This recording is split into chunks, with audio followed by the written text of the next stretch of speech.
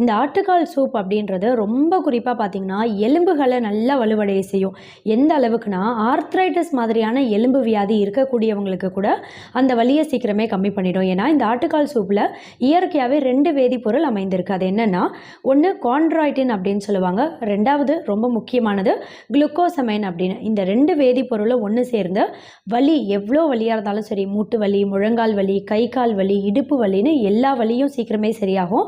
கூடவே anti inflammatory குணமும் இதில் அதிக அளவில் இருக்கிறதால வலியோட வீக்கம் இருக்குது அப்படின்னா அந்த வீக்கத்தையும் சீக்கிரமே சரி பண்ணிடும்.